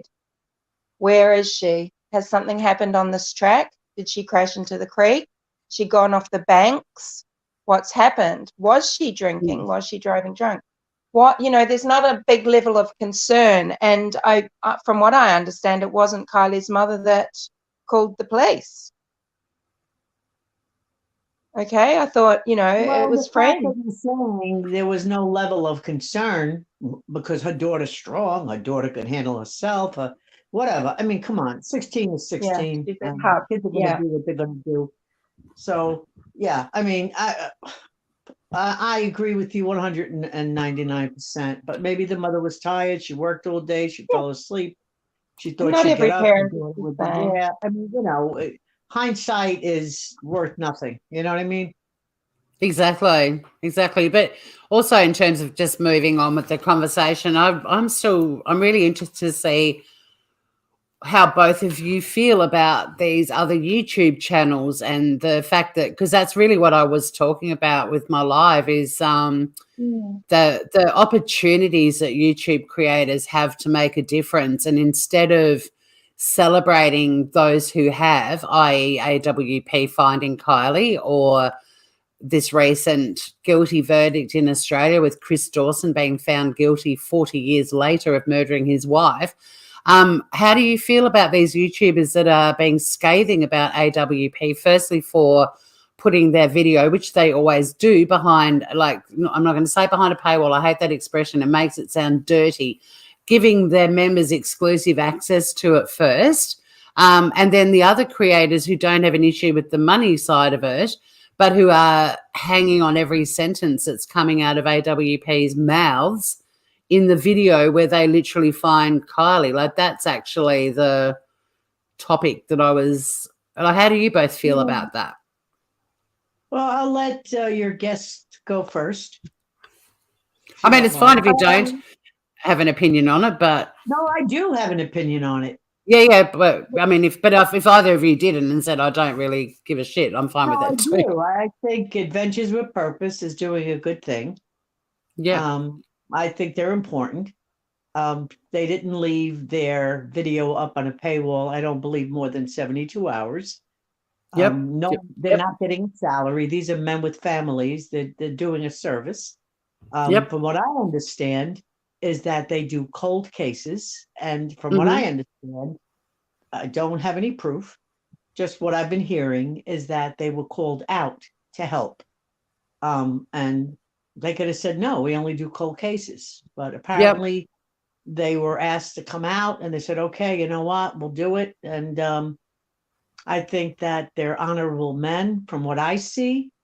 I don't think they're in it for the money. I think they're just trying to survive with lunch, gas, and to survive. And I don't think there's anything wrong. There's many creators that they have like 25, 30 commercials in 1 hour show once they get a certain amount of subs, which is annoying. Like as soon as they hit that certain wall where they can make a few dollars, it's like, and then it's a turnoff. You know what I mean? You know, I've got YouTube Premium purely. I pay for YouTube Premium so I don't have to see all the shitty ads. And you know, as soon as they get X amount of subs, and you know, they rake it in. You know, they hit to get all these commercials. So, are you really here for a service and to make friends and help people, or are you here to make money? Hey, making money is great.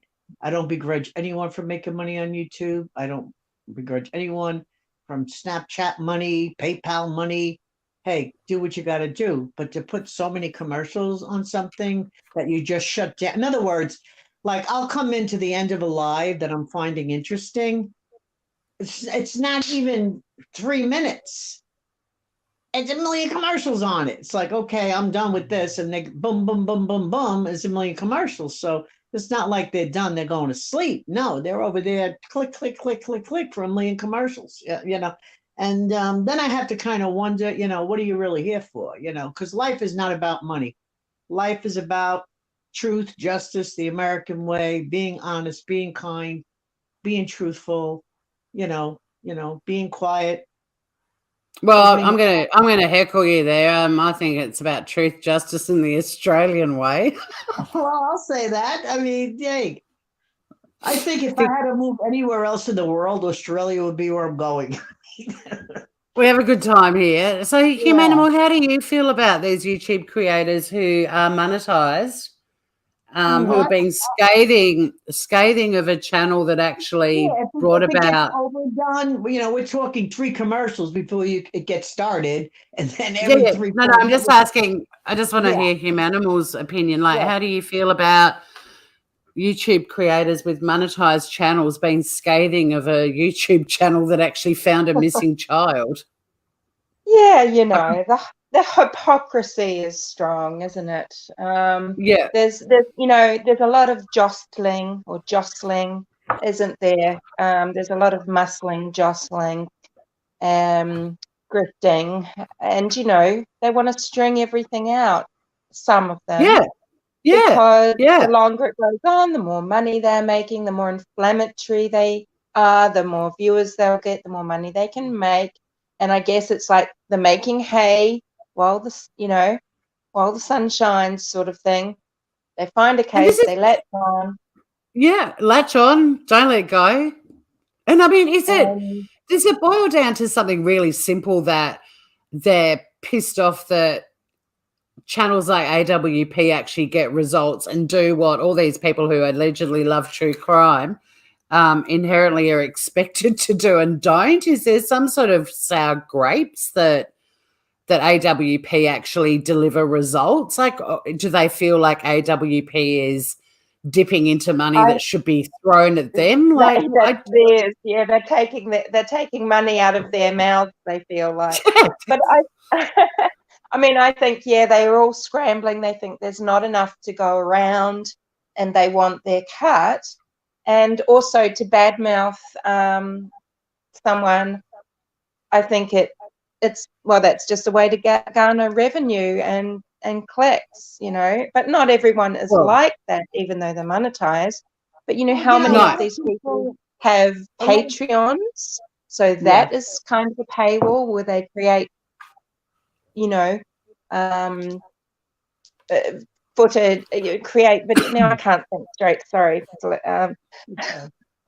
What I'm thinking is people don't realize what it's like to get in a boat, in the water, in the sun, in the rain, in the hot heat, in the cold, with all this equipment on, and be there for. I mean, this is work. Yeah, and it's graphic work. Do it for an hour, okay? Anyone that stumbles across a dead body in their life never forgets it. These men are actively going out looking for dead bodies. And I remember one time, me and my sister, right, in Bay Ridge, before we moved to Bensonhurst, and we were in a beautiful, in fact, the apartment building's still beautiful. And my sister and I there was no cell phones at this time or anything else, and it was snow and it was winter. And we were in what we call the front hallway with the sliding doors, and you have another door and the bell, really nice. And all of a sudden, a body falls to the ground in the snow. The woman committed suicide. Shit. And then, my sister and I, we were in our teens, and we were just like, we couldn't even move. It was like, is this real? And there's no cell phones. I mean, it's like, who are you going to call? I mean, people didn't have house phones. I mean, people don't realize the technology today, from where I come from and, my days. I mean, there was nobody to call. I mean, you're on your own. These kids are not on their own. They have technology. They got little things on their wrists. They got GPS. They got technology. Everybody knows where they are at all times. Mm-hmm. And how do they know where all their friends are as well. They all have tracking apps that, like TikTok has a map that you can see where all your buddies are at any given time. Her phone went dead at 12:33 a.m. Well, if her phone went dead, we got to find her. Right then and there. Her friends, she called. I'm trying to call her back. She's not answering. Why wasn't there a panic at that point? Something happened. And I believe there was a lot of kids there that have connections with higher ups, businesses, scholarships. All these kids scurried out and shut up. Yeah, when you think of the timing. So 11:30, Kylie is, her phone sends a text to her mother's phone saying, I will be leaving here in 45 minutes. Not that I'm leaving and I'll be 45 minutes, which is something that a lot of people keep commenting. But I'm leaving in 45 minutes. Now that coincides kind of with the exodus of cars that are going out past a campground that is further up the peninsula on the way to the I-89 highway. And the woman there that said, well, you know, there was a point at about 9:30 where a whole lot of cars came in at once. And then at about 12:30, a whole lot of cars left. And I just can't believe, I mean, do you know how many cars it would take to have 300 or 400 people at a party, even jam-packed? Some people are going on their own, some people just with someone else. Some vehicles would have 6 people. So there's going to be about 70 or 80 cars. I don't think her just saying, well, a group went past and then a group returned back is 70, 60, 70, 80 cars. So, you know, with this timing of the text and then Kylie's last, like the phone data showing that it was last active or last awake sort of thing, it closed down. We don't know if it's actively or not. Well, LE will know when they get the phone, but that was at 12:33. And then Sammy Smith says at 12:36, Kylie called her. And she's saying that Kylie was calling to say, hey, Sammy, do you still want to ride? Even though apparently Sammy had hugged her goodbye and said, look, I've got someone else to take me home because you are inebriated and you can't possibly take me. I'm not trusting you with my life, but you just go ahead and do whatever else wills, even though you're 16 years old and I'm 18. I'm just going to leave you here. And maybe the call was actually Kylie, after waking up and finding everybody had gone, she's driven, thought she would take the shortcut across to the I-89 a bit more southeast, and she's found herself in the water. Maybe she's rung Sammy, come back and get me. Why she wouldn't ring 911 or her mother, I don't know. I mean, we don't know what was said on that phone call, right? But the timing is very bizarre. And Sammy can look on her telephone and see what time that call was. Why is she saying 12:36? So did Kylie open it, start her phone up again? And I think the mother's recollection, it was like 12:33 last year. Oh, that's from the mother's recollection, is it? It could be wrong then, yeah. I believe so. I mean, don't hold me to it. But I don't know. The whole thing is strange, but you know, everyone's saying, you know, I'm sure what I'm saying is I'm reiterating what other creators have said. But from day one, you know, what 19,000 people checked all these lakes, right? Professional people and sonar and everything else. And then all of a sudden she's found. I mean, I definitely think that another thing, her boyfriend, this SF cap, the cap could have been in the car and some stranger picked it up and put it on his head. That's all fine and dandy. He was 4 hours away that night. But if she was really seen the next day at 11 in the morning, you know, he could have just drove and, you know, and knew she was at the campground and was there. I don't know. It's all very strange. Well, this is the thing this is what I don't like about the true crimers, and it really does bring the crama, so to speak. I mean, speculation is one thing, but you should speculate from fact and evidence, and that is what information has been released from law enforcement. There is no promise that this roadside assistance person went and saw a vehicle that was Kylie's vehicle and saw anyone related to her. It's most likely nothing to do with it. And that's where AWP are wrong. They haven't seen that footage. They're just going by, you know, has Lee got YouTube playing in the background or something? Well, I'm just getting my head. But do you know what I mean? Like, yes, what I don't like. Well, the idea is that Adventures with Purpose, the guy called the police. This kid, whatever I forgot his name. Yeah. Called the police. It was ignored. Excuse me. Hold on, I got a cough. Look, but this person, the roadside assistance person, hasn't seen his own footage. He's seen Kylie's picture later and thought something about it, but it doesn't mean it was her. No, but the footage belongs to his company, so Yeah. naturally he had no access to it.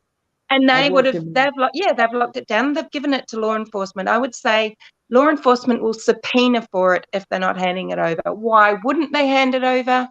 They would have. If it exists, they've handed it over. I believe Also, Lauren.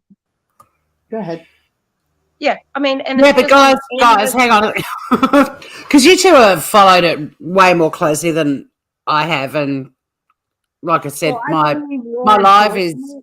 Yeah, no, I believe law enforcement confirmed. Well, I'm waiting. I'm waiting if there's an investigation and things come out. Law enforcement. But like I said, you know, and that's why I'm trying, guys.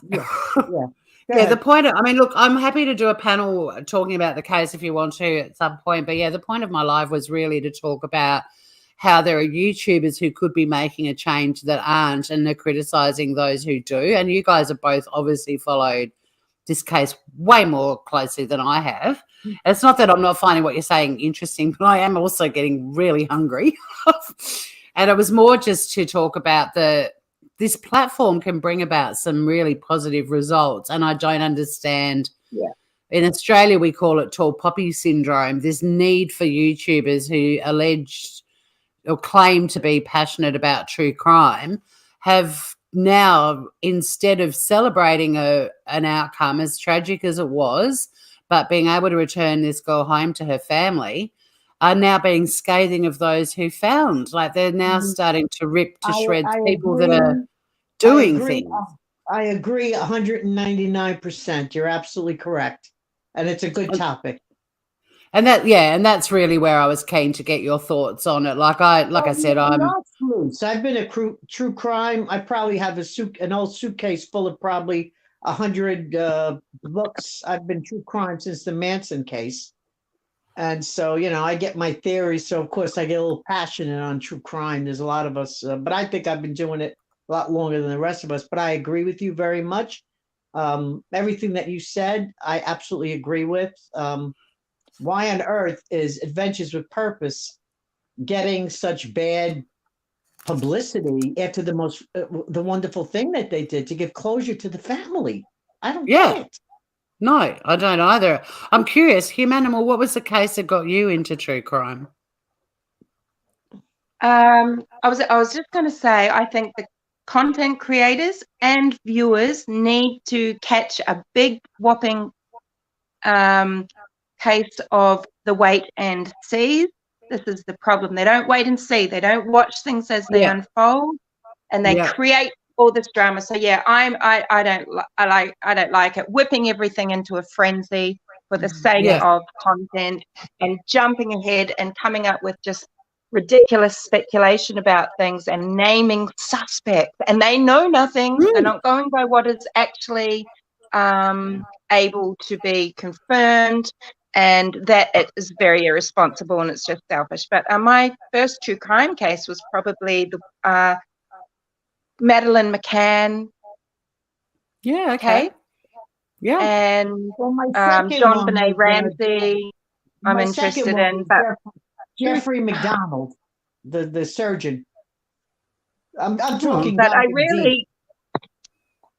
really started getting into true crime with the Watts case. Wow. Right. Okay. Yeah. See, I grew up with a criminal barrister dad, and I've pretty much had crime in my life. In fact, I ended up becoming a criminal defense barrister as well. I am so impressed. Don't be. I mean, it's a family trade, but so I've been fascinated by cases my whole life. And you've been so darn humble. You're a barrister? Oh my goodness. I knew you I was. I'm a very humble community lawyer now, looking after workers' rights. You never forget. So you're still a barrister. Oh no, I had a huge break in being a lawyer. I went from law into stand-up comedy for 20 plus years and breakfast radio, and I've done all kinds of crazy stuff. But I am back being a lawyer now, but I'm being the humble community lawyer who helps workers whose rights are being exploited. I will say I'm not surprised.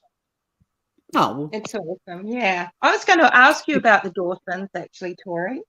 yes, Because yes. And I will be doing, Mm. I'm going to be doing a lot of lives about the Dawson case because I've got a few people like, hey, Lawless Corner, Scout Inquirer is listening to the Teacher's Pet podcast, and I've also got another member of our beautiful community, Shady Man. She's in London and she's listening to it as well. But it's such an important case because, I mean, firstly, for anyone that's got a family member and it's a cold case for 40 years, don't give up hope because we've now got a guilty verdict. But secondly, the area of law that is very organic and evolving and I'm very passionate about is the impact of social media on criminal and civil trials. And this is the first judgment, as far as I'm aware, and I will research it before I say 100% certainty, that's actually commented in a verdict about the impact of a podcast, because it was a podcast that brought this back into the public arena and got the investigators looking into it again and led to the arrest and now conviction of Chris Dawson. So it's got huge ramifications. But for me, that ramification too is look what you can do if you have a podcast, if you have a YouTube channel like AWP. Look at what you are capable of doing. And wouldn't it be refreshing if some of these creators actually started using their platforms to see if they too might be able to bring about an outcome? Like it's, to me, I'm so inspired by it. Like I'm not thinking my podcast is ever going to have the same sort of success that the Teacher's Pet did. But why? Yeah, exactly. You never know. And why not use your platform, even if it is just bringing these cases back into the public arena and getting people talking about it. Into the forefront, into the light, so no one's forgotten. Yeah, and exactly. And I think for so many families, and I mean, being a true crime fan, I've listened to stories for decades of families that just did not give up. They just kept pressuring the cops. They kept talking about it. They kept looking for their family members, and so many of them felt abandoned by everyone, you know. Yeah, Jeffrey McDonald's father-in-law wouldn't give up. I think it was like something like 20 years before they brought him in and arrested him. Exactly. And I think it's brilliant that, you know, for me, I feel inspired by what happened with Chris Dawson last week in Australia, what happened with AWP finding Kylie Rodney. To me, both of those outcomes, as horrific as they both are, should be celebrated that there's an outcome. And I'm inspired by that. I'm inspired. Like my natural instinct isn't to go live and be scathing of people that have done something. Yeah, but look at amen to that. AD, his channel. He found the shadow. So no, he didn't. Stop it. Just stop that. He didn't? No, he did not find a shadow. Just stop. He's the biggest grifter troll, one of the biggest. Well, I'm not sub to him, so don't worry about it. No, I mean, but you know, there you go. See, this is how it happens. Repeat, repeat, repeat. Oh, he did this and she did that. It's bollocks. It's all fiction. Well, you know, I have my own theory on that, but I don't want to go off track. But I think I have my own theory on that. In fact, I was on a channel that, oh, please, I don't even want to get into it. I should probably just open up my YouTube. See, and I don't, and I won't entertain theories about the Chris Watts case on this channel because he did it. He's guilty. He's been locked up for life. The key thrown away. End of story. Move on. Yeah. No, well, you know, that's why you're a barrister.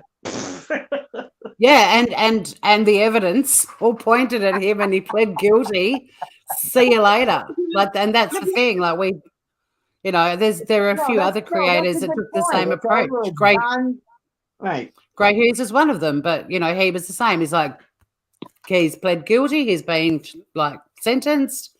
End of story. Don't need to talk about it anymore. And you know, look at Gray and Humanimal, both heavily into the Delphi murders because they remain unsolved and they're getting their airtime. And that to me is people making a difference and using the platform in a constructive way. But these Right. other channels that are getting outcomes, and for me with crime, it's all Well, about no, I getting an think outcome. AD reminds me of Dr. Phil. I mean, Gray Look, Hughes, I have very much respect for. I've been on AJ's panel without a bra on, first thing in the morning, hadn't even had a coffee yet, to defend a friend of mine that he was saying was someone in the courtroom during the Watts trial who wasn't. I've got to admit he was fairly pleasant. He wasn't a prick or anything like that, and he did actually even apologise, which apparently is quite unusual. But that's the only real experience I have with the guy. But I don't subscribe to channels that are flogging a dead horse, and I'm going to keep promoting all the channels that are making a change, because this platform has so much potential, and yet hundreds of people still flock to channels that are talking about the Chris Watts case, or the Summerwells, or Gabby Petito, and probably now Kylie Rodney for years to come. Flogging a dead horse. I mean, I'm really digging that line. You don't mind if I use it in the family here. My kids is, I They're love not it. in control of their own minds. They're not in control of their own minds. They should feel ashamed. No, And they don't. They Yeah. don't. They don't Yeah. feel ashamed. But in addition to that, there are hundreds of people rolling in every day cheering them on. And I will never get my head around the I'm not culture of patronising YouTube, because you. it's I agree, but I do love speculation. I'm a true crime buff. So I like. there's nothing hearing- wrong, Lee. There's Yeah. nothing wrong with speculation. But when the case is solved, let it go. Let it go. Let it go. If people want to talk theories, fine. But 4 years on and they're still making a shitload of money, and the hundreds of people that are still rocking up to listen to that BS, that's what puzzles me. And I'm inspired by the outcome. People just think we closed it in 72 hours. It was done and over, and Nicole Kissinger just got away, and she was caught in probably at least 20 lies. And she disappeared. But so naturally, the investigators cleared her and didn't look into her further. End of story. Well, she's under some kind of witness protection, or I think in prison, federal prison. Rightly so, because she's probably still one of the most hated women in America. But Right. gone, move on. If there was an inkling, the investigators would have investigated it. There would have been a different outcome. There wasn't. Let it go. Yeah. I don't know. And again, I really do need to wrap up, because I'm getting so hungry. I'm getting angry. I wouldn't want to be next to you in court. No, well, I can be quite you're formidable. I just don't listen. suffer. I don't suffer fools, and I feel that to not feel inspired by AWP finding Kylie, or to not be inspired by a podcast leading to a guilty verdict when you truly care about true crime, it makes no sense to me that the reaction is anything but admiration for those people who brought about incredible results. 199% agree on that. And I want you to know I've been your sub since you started your channel. Hey, Shanna, who the hell is Chris Watts? Thank you, Lee. And Shanna's an OG buddy as well. Hey, Shanna, really nice to see you. But exactly, who the hell is Chris Watts? Just before you go then, Tori. Yeah.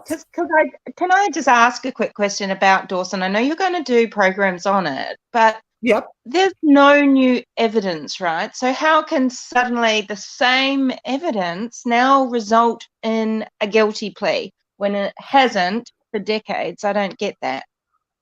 Because although the evidence didn't change at all, the investigators that reopened the case because of the podcast and looked at the same evidence agreed there was enough evidence to charge Chris Dawson with murder. If you rewind to 1982, when he was, and you've got to think about this case like it is 1982, he was an NRL football player with a public profile. He was a much-loved Australian sporting hero. He had very close friends in the police department at the time, and particularly police who were investigating it. They were wealthy. It was that typical white Australian sportsman being untouchable. And that's why Interesting. the podcast getting fresh investigators that didn't have anything to do with Chris Dawson looking at it again going, what the fuck? There's enough evidence here to charge this guy with murder. So that's why.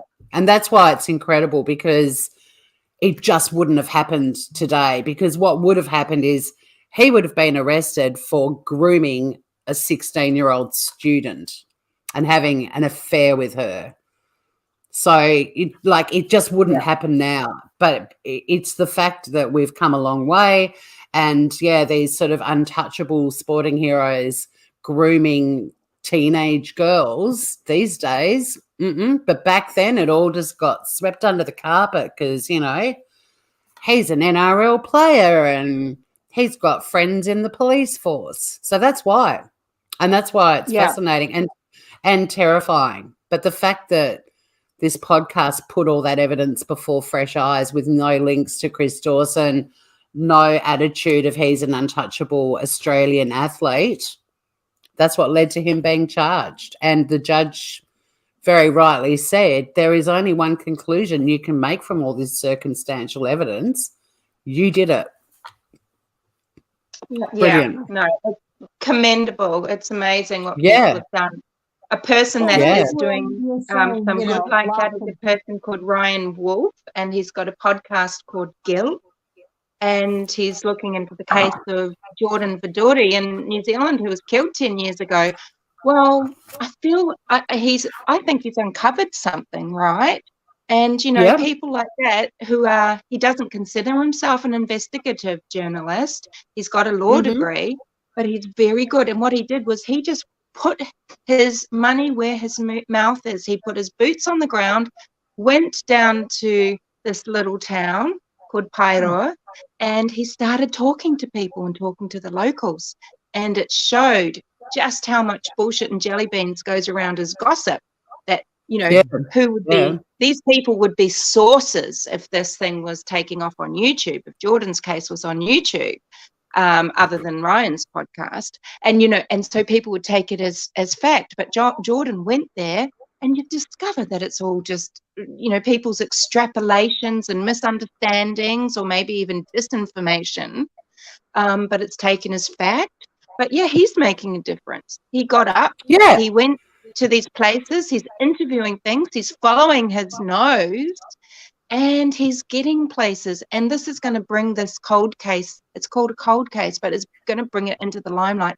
I think it might be solved. I think he might get it solved too. And it's so moving. Can I get the name again of the guy who's got that podcast? Yes, he's got some episodes on YouTube under Ryan Wolf. Ryan Wolf. The podcast is called Guilt, and it's his season 1. And it's about Jordan Vidouris, Voudouris. And I did a little series on it, comparing what happened to Jason, to the Delphi, to Jordan, and surrounding his case, and what, and the Delphi murders. And let's look at comparing how social media corrupts a case. This is your topic. This is why I rang in, because I actually wanted to just mention, yes, you are 100% right. What about more, use your powers for good. Don't just milk another things example and keep them on the house. And even the lovely Shanna in chat, she's got her own list, compiled 50 reasons why Scott Peterson is guilty. And I'm happy to chat about that one because I'm on the same team, Shanna. I think he's guilty as sin, and I'm interested to see what happens with the latest appeal with him. May I ask, what was that channel again? Lee, it's called, it's just his name, Ryan Wolf, WOLF, and then look for Ryan Wolf, look for Guilt, and it's fascinating. And you can listen to the entire series on, I think, Apple Podcasts, and his production company calls it Brevity Productions. So if you just go to look up podcasts on Google or something and look for Ryan Wolf. Well, the lovely Scout's already put the link in chat, and I'm just getting there now. And I have subscribed. He's got 1,000 subscribers. It's beautiful to listen to. I think he had 500 subscribers, or he didn't have that many when I started listening. And I think you know, he's gotten some more attention through it recently. Awesome. Brilliant. And these are the channels. This is what I want to do on my channel. Like, there's a million channels that go through speculation, theory, hypotheses, all that stuff.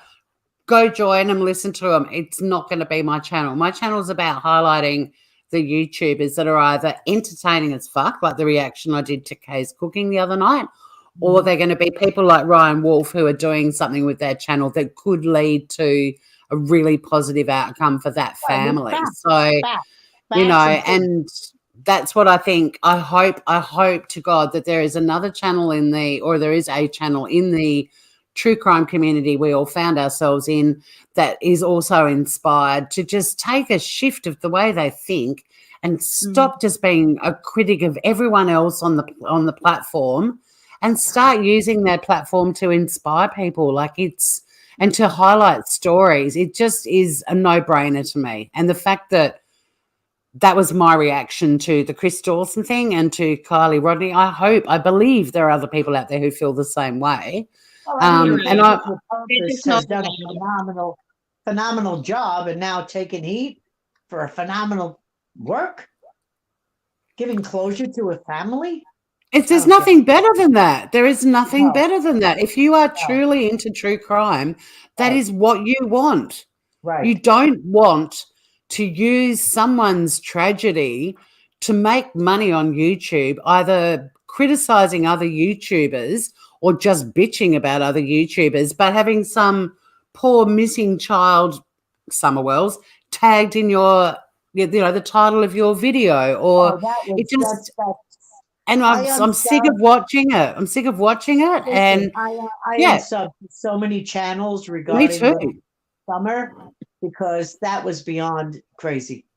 Well, it still is crazy. It still is. And I just feel that there are clearly always going to be hundreds of people rolling into those channels, but I'm happy to join the Ryan Wolfs of the world, the Headley Thomases of the world, the AWPs of the world, and see not even see, but just put stuff out there, because you never know what might happen. And if you give a family closure, there could be no greater feeling than that. So, yeah, but I am really hangry, in case you can't tell. No, but I agree with you. I mean, you go and have a lovely lunch. Yeah, I'm going to make a lox omelette, which is I agree. I mean, some of these speculations are insane. That's why I said I unsubbed to so many channels with little Summer. I mean, that was getting beyond control with what happened to the parents and the children, their little boys. I mean, this is ridiculous. We're getting off the charts here. Let somebody do some research to really try and find this child and come with some facts and proof. And it's just, instead of picking somebody what happened 20 years ago, 25 years ago, 30 years ago, I mean, it was just off the chain for me. I mean, it just, no. And it is off the chain. And like Shanna's used the word community in inverted commas is so appropriate as well. But I want to say thanks to Morgan M, who popped up earlier. Lee RD, thank you for popping up. You weren't as controversial as you claimed you'd be. Humanimal, always love having you up on the panel as well. And yeah, I will be doing some stuff about. You were a bit annoying, but not too much. I'm kidding. You're fine. But yeah, I will be covering Chris Dawson a bit, but that has had an outcome. But I'm really inspired to have a look into Ryan Wolf and what he's up to. Ryan Wolf, and thank you, Morgan. Thank you, darling Miss Barrister, counselor, for letting me up on panel. I appreciate it. I've been a sub since you opened your channel, so I appreciate it. Well, I appreciate you popping up, and I appreciate Humanimal popping up as well. And yeah, just start calling out this shit if you do stumble. Absolutely. I used to be scared about saying stuff in channels, and now I'm like, I don't care. I'm never going to meet these people. I mean, I do care about some people that I do hope I meet, but speak up a bit. Like, I think the tide is turning. I can't be the only channel that's just gone, hey, why aren't we? Hey, stick to it. Stick with your philosophy and what you're doing. I will. The thing is, Sunny. Tori, in closing, I'll get off now and I'll let you go and get lunch. But in closing, I just want to say something though, because when you do speak up, I mean, I've spoken up actually against some really big channels for terrible shenanigans that they make because they know exactly what they're doing. They actually have producers. These might be ex-cops and things like that. And they've got agendas. And they manipulate cases. They manipulate the viewer. And when you speak up against that, you will get the flying monkeys. I have been bullied to an inch of my life on here, but you know, it hasn't shut me up. I'm always speaking up against channels. Well, I and respect it you, could and be I'm thought of very- as just being critical. Yeah. But you know, I just want to, feel I like just want I to need say, to call it when I see it. yeah, I'm not surprised you've been put through that, and it sucks that you have. But I do want to say, I choose my battles. Like, I am not going to be taking on everyone. I'm going to be putting my energy into putting material and information out there that could help someone. But I also choose my battles, and I do know that there are some places where I just feel, even if I just drop a comment that might change someone's mind, I don't have the time to be taking on anyone. Like, at the end of the day, this platform's here for us all to do and say whatever we want to do. But in terms of me saying I'm just not staying silent anymore, there are battles that I will choose just because it means I don't walk around the house heckling them. I just say what I'm thinking to them. Whether it changes anyone's minds or not, I don't really care. But if it does change one person's mind, awesome. But it just means I get rid of it and I move on. But yeah, for me, from moving forward, my energy is not going to be wasted taking on those sorts of communities. My entree into the YouTube world was a baptism of fire. Like, I've been there already. So what you're talking about, Humanimal, I've gone through something very similar, but I went through it right at the start of discovering this platform that I was so intrigued by. So yeah, I've been incredibly cautious, but there are some days and some creators now where I'm like, I mean, there's some that I just won't even bother dealing with because to me they're blips, but there are others where I feel it's important just to put a different opinion in, see how they handle it. If they don't handle it well, line through them as well. Again, I mean, I don't want to be flogging dead horses either, you know? No, but I understand. I mean, I've been cloned, I've said things that maybe some people don't agree with, and then you'll have like 5, 10, 15 people will comment and, Lee, I kind of thinking Lee's making some sense. And then I'll get 5 or 10 comments or whatever that comes to me that is just so beyond nastiness and rudeness. And, you could disagree with someone without being cruel. And that's what the block button's for, That's the other thing. Like, we can moderate. We can moderate our YouTube lives. If someone spoke to us like that in real life, we would never entertain them again, not for a millisecond. But the thing is, I've been on YouTube since 2012, so I know what happens. I mean, So it's a crazy world out there in YouTube land, but good things can happen if you use a social media intelligently. And that's what I'm planning to do. And you have a tough skin, and you say Animals. Yeah. Animal, thank you so much. She's bailed. I'm bailing too. I've got to eat some food before I'm bailing too. I have to leave tomorrow morning. I'm not packed yet. You do. Well, safe travels, Lee. Well, thank you so much. Thank you so much as well. Your guests and all your subs, and thank you again for having me up. Thank you so much. Thank you so much too, Lee, and safe travels. Deep respect. God bless. Cheers. And to everyone in chat too, thank you for indulging me. This rant was only meant to go for an hour. It's now 2 p.m. I am definitely hangry. But I really appreciate. Oh, thanks so much, Humanimal, and Lee, and also Morgan for jumping up. But yeah, I just think some really inspiring stuff has happened in the last week or two in Australia and in America because of social media. One YouTube channel, one podcast, and Humanimal's mentioned Ryan Wolf, who I'm going to check out as well. And I just think there's a really good opportunity for all of us to just put down our weapons and stop being critical of people who are doing something. And if you're not doing something and you're just going to be scathing of everyone who is, well, you're not worth a pinch of poo in my mind. Doesn't mean I'm not going to come in and heckle you momentarily. I might, but guys, be inspired. Some great stuff's happening. Outcomes are not always what you want or hope for, but there's an outcome. Focus on trying to achieve one of those. Have a good weekend, everyone. I've got to eat. I've got a box that I'm going to open a bit later today, maybe tomorrow. Also, my footy team's playing this afternoon, so I'm going to go and catch up with some friends, hang out with them and watch a bit of footy.